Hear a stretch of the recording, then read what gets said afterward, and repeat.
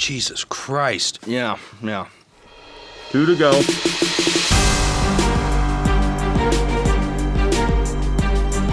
Hey, what's going on, everybody? For First We Feast, I'm Sean Evans, and you're watching Hot Ones. It's the show with hot questions and even hotter wings. And today we open up Season 6 with Johnny Knoxville. You know him as the star and co-creator of Jackass, hit films like Bad Grandpa and The Ringer, and speaking of, you can catch him in his latest movie, Action Point, now in theaters. Johnny, welcome to the show. You talk so much faster when the cameras are rolling than when you do when the cameras aren't rolling. There's a little bit that's difference. fine. Yeah. And I just had to adjust, and now I'm adjusted. I'm doing wonderful. Thank you for having me. I think you've sped up a little bit, too. Yes. As someone who's suffered countless concussions and broken their gym dog, all in the name of entertainment, my guess is that today's challenge will be a walk in the park, but I do have to ask, how are you with spicy food? I'm okay. It'll start getting funny for me around here, I think. So, we'll see how it goes. All right, well, new season, new sauces. I'm doing this gauntlet for the very first time, right along with you, Johnny. All right. You ready to get it going? Oh, yes.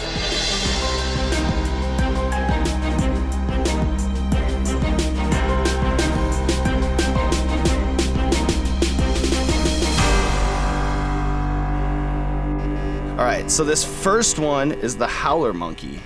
The howler monkey. Mm-hmm. Okay. I have to eat on the side, sorry.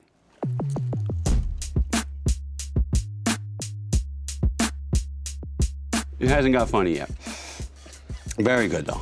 So I want to start by rolling back the clock because, as I understand it, you inherited your love for juvenile pranks from watching your father stage gunfights at Christmas or serve his buddies laxative milkshakes. Yeah. What was it like growing up with a joker for a dad? Did he have an all-time prank?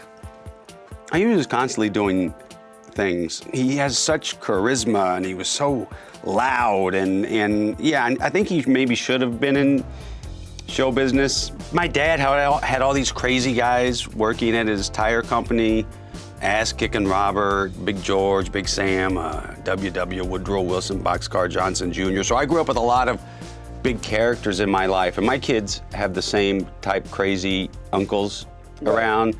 So I've kind of recreated my childhood a little with my kids. What's the Johnny Knoxville prank or stunt that you hope your kids never find on the internet? My oldest didn't see Jackass until she was 14. But even then, I made her sit next to me in the theater, and sometimes I made her cover her eyes, ears, or both. It can be a lot if you're young and see that, especially with your father doing it. All right, so this next one is the heartbeat hot sauce. Okay. Getting a little hotter. That's how it's designed. So I want to switch gears and talk about Action Point because I know that the movie, it's inspired by this real-life theme park in New Jersey that featured 50-mile-per-hour go-karts and the infamous Cannonball Loop water slide.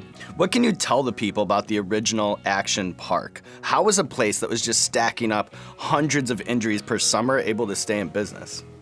Well, it was a different time. It was the late 70s, early 80s, and, you know, the lawyers hadn't come in and made everything safe for everybody.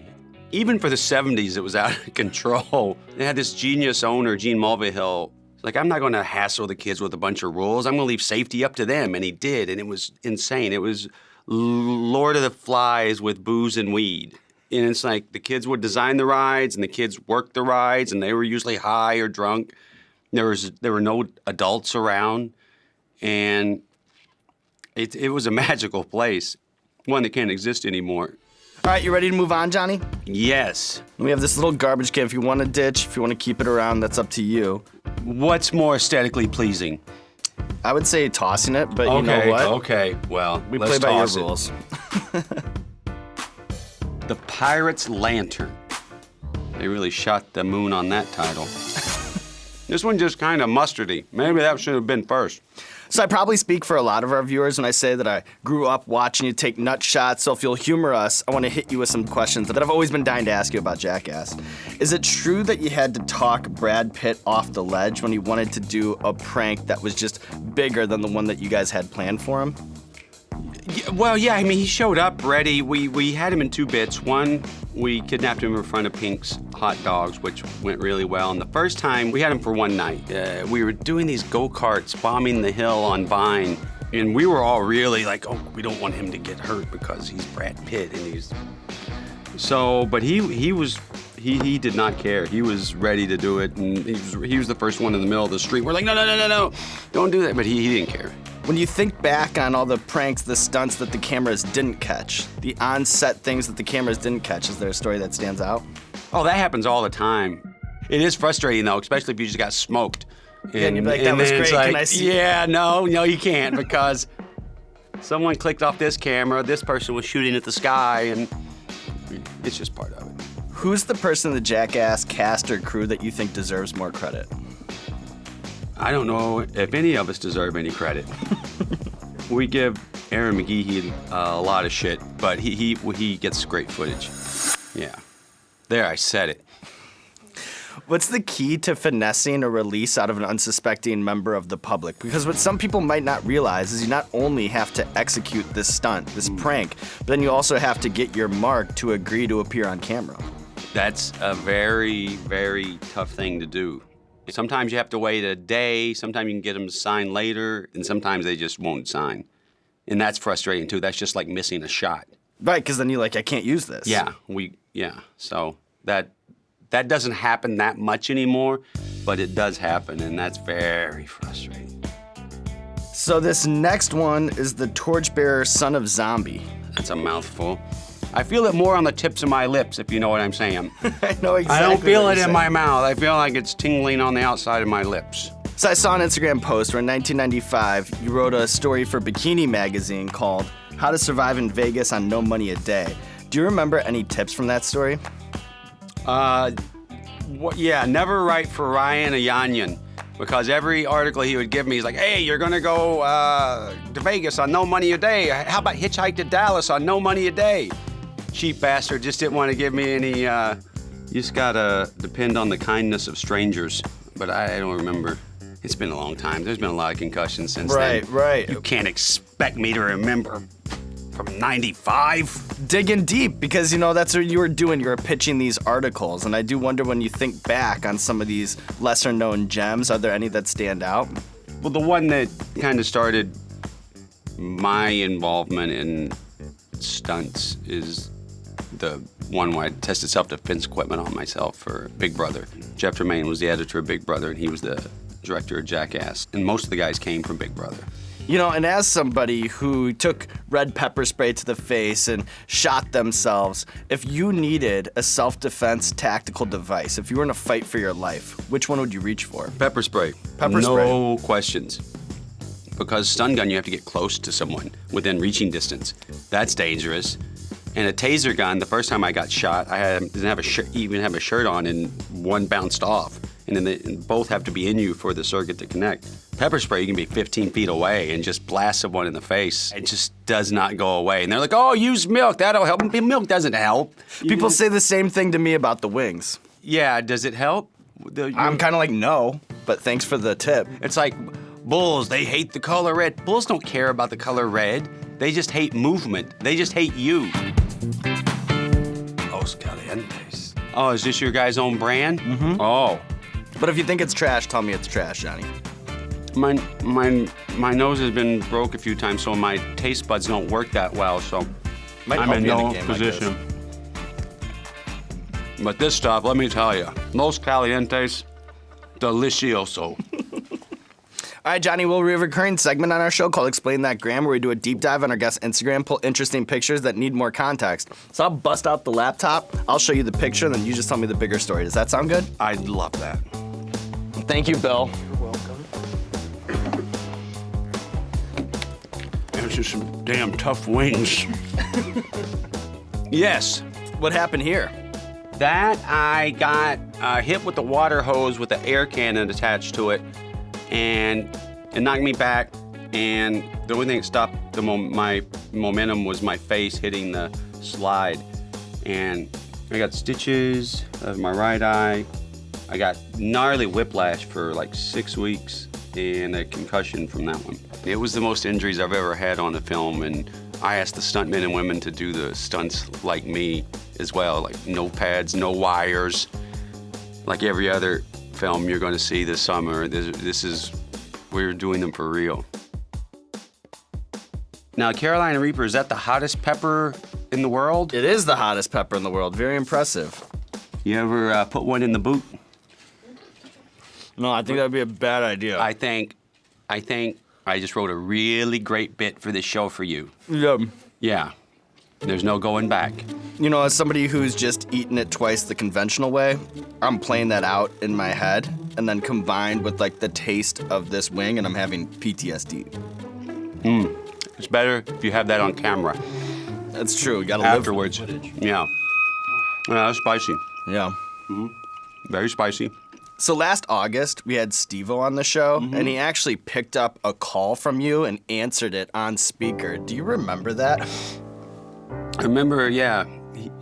I was like, don't answer your phone in the middle of doing a show. Not this, I don't care. He was very excited to get a call from you. I love Steve-O. He made it through as well, right? He did, no problem. And when he explained the concept of this show to you, you said, I'm getting harder than Portland cement just thinking about it. How does the reality compare now that you're here? Oh, man. I'm, harder than a turnbuckle now. And then just even listening to you guys talk for that brief moment, it's clear that you have a very special relationship. What was your impression of Steve-O when you first met him? Well, when we first met him, he drove everyone up the wall, you know, because he's a lot. He can be a lot. I think the first time Dimitri and Tremaine from Big Brother Magazine shot with Steve-O, they were shooting with him and they were going somewhere else. And on the way to the next location, they're like, oh, God, fuck this guy, let's lose him. They were trying to get away from him, but they couldn't shake him. He's unshakable. And he just grows on you. He knows he can be a lot. And he's something else. Bunster's Black Label.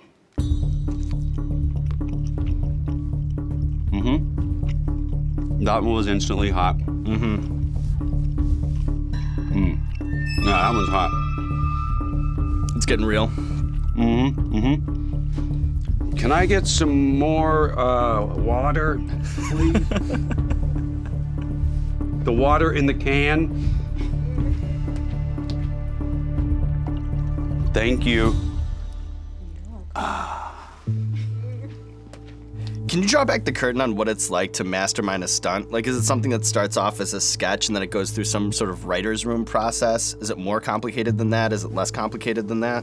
I don't know if there's any masterminds working on those stunts, but sometimes we get together and write, like in the case of the prank on Aaron McGee at the end of Jackass #2. That one, everyone just kept piling on, and it kept getting more ridiculous and more ridiculous. And it's like, well, he's not going to fall for this, but if he does, then maybe he'll fall for it. And it just kept snowballing. That one is one of our favorites. And then in YouTube, there's a little bit of a controversy around this prank culture because you'll have people getting millions of views, faking terrorist attacks or race baiting in certain neighborhoods. And I'm wondering, do you have any prank rules? Are there lines that you won't cross? We try to aim everything at ourselves.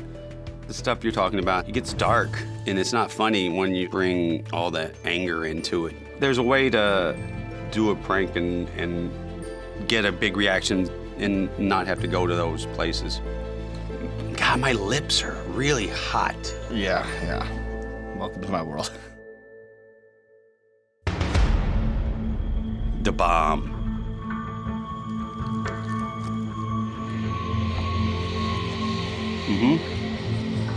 Instantly hot.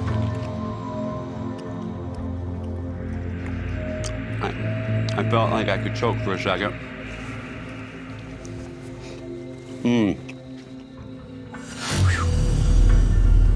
Very interesting. Oh, Jesus Christ. Yeah. 2 to go. So in addition to the countless surgeries and broken bones, it seems like one of the pitfalls in being Johnny Knoxville is having this public persona as this indestructible man. Do people still crack you over the head with beer bottles, or is that sort of chilled out over time? I need a second. Oh, man.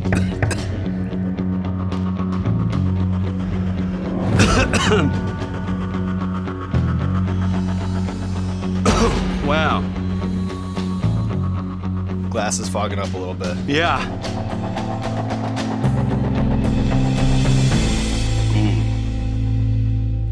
That was hot. Well, when the show and film first came out, people would try to challenge me to fights and... Fuck me, ow. I can't fight. If you want to prove you're tough, why don't you go, jump on that guy over there with the cauliflower ears? You're not going to prove you're tough by beating me up. That's happened a lot. How you feeling? I'm feeling wonderful. Lips are a little hot. Are you going to do that Carolina Reaper? Yeah, I'm bringing that to the finale. Yeah? It's keeping the eyeballs, Okay, all right. Whew. All right, we ready? I'm ready. All right.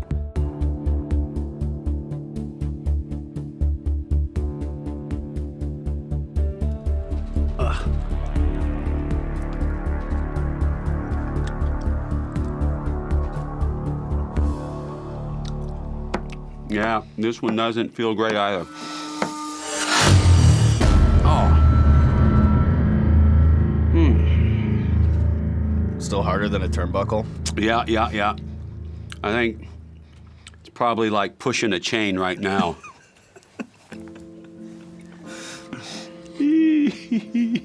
So I understand that you're somewhat of a theme song aficionado and used to cruise around with a mixtape full of songs from The Godfather and Breakfast at Tiffany's.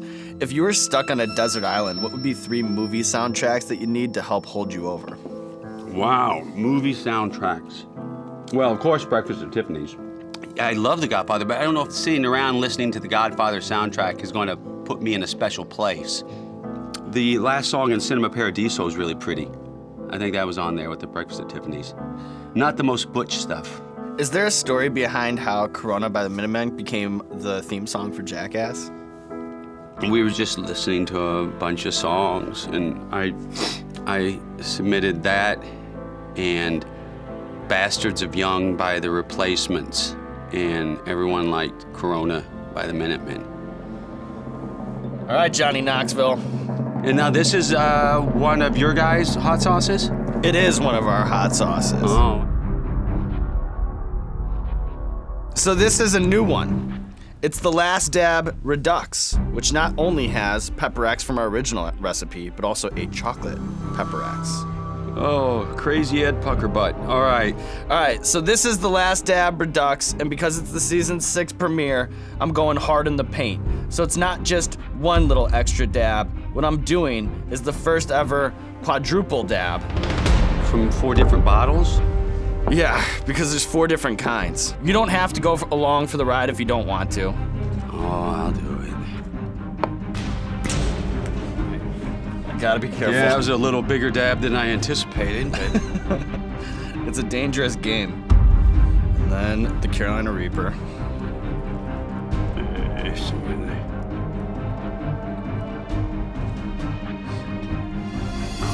Okay, now you gotta mix it all up.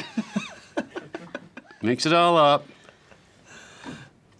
You've done this before. Oh, man.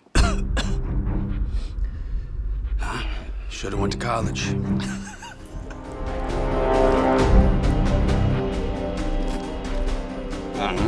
Is eye contact weird? I'm into it. All right. Figured. There I go. I got it. That is no fun. No. All right, Johnny, here we are at the top of Spice Mountain as we've talked about today. There's a lot about the influence of Johnny Knoxville, from the star spawn from Jackass to the outlandish sense of humor, but what I think was most subversive about the whole thing was this embracing of failure. It's a walking counterpoint to America's obsession with winning, so I have to ask you, what's your advice to the people out there who think that they have to be perfect in order to succeed? That if they're not the best of the best, that there's no point in going on? Well, if you're not failing at something, you're not trying hard enough. Failing is part of it. If you're not trying hard enough to even fail, then I think you're in trouble. Because that, teaches you more. Sorry, I just noticed my beer was empty. And there it is, wise words from Johnny Knoxville, the season 6 premiere. 10 chicken wings up, 10 chicken wings down. So impressive from this side of the table. Now there's nothing left to do but roll out the red carpet for you, my friend. This camera, or this camera. Let the people know what you have going on in your life. Whew. Well, Action Point comes out June 1st, and me and my cousin have a radio show on Outlaw Country, Channel 60, called the Big Ass Happy Family Jubilee. God, my lips are burning.